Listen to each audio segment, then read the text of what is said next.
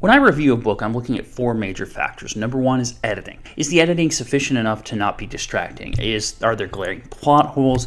Are there grammatical issues that are so prevalent that they pull me out of the book and stuff? If that's the case, that's going to reduce my score because I need to be able to immerse myself in the story without being distracted by glaring grammatical errors. 1 or 2 on occasion is fine. The industry standard is, I believe, 1 typo for every 10,000 words. I think that's a pretty fair standard. I think that's pretty easy to measure up to. And I realize people have different access to different budgets and stuff, but there's enough tools and resources out there to where your material and your manuscript and your book should be eligible or legible enough to not distract the reader. And mistakes are fine and all that, but if it's enough, it has to be pretty significant to distract me from the book itself to reduce a score on some. Number 2, what's the goal of the book? What is the author trying to do?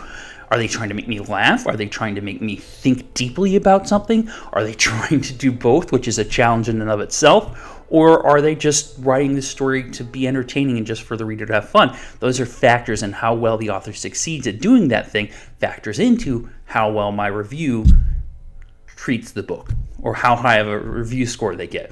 Number 3, emotion. Does it make me feel the correct emotions? If a book can evoke 2 different emotions in me that it's trying to evoke, then it's most likely to get a 5-star review. In fact, that's one of the qualifiers for a 5 out of 5 review for me, is whether or not I felt 2 distinct emotions that the author wanted me to feel. Now, if I'm mad at the book because I think it's poorly written or I don't like the characters, but I'm supposed to like the characters, that's not the right emotion. If I'm laughing because I thought it was too silly and it wasn't trying to be silly, again, not the right emotion. It needs to be emotions the authors are trying to evoke from me. And if they successfully do that, that's going to really lend itself to a positive review. One of my final points is entertainment. Am I entertained by the story?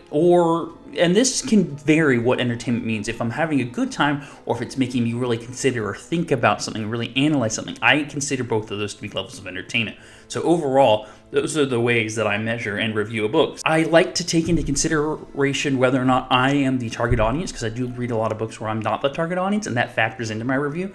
And a book that's well written enough or meets enough of those qualities without me being the target audience can still earn a really high level review for me. But I am a bit of a harsh critic, so apparently I've gained a bit of a reputation for that in the indie author community. It is what it is. I have my standards, and I don't want to be picky, but I also want to recognize what is for me and what is not.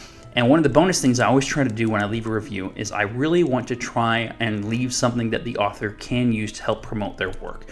Regardless of whether or not I like the book personally or feel like it's for me, I want the author to be able to use my review to help promote their book if at all possible. And that's in summary how I review books, and as the elves in my book say, Lumeni, which means may you walk under blue skies.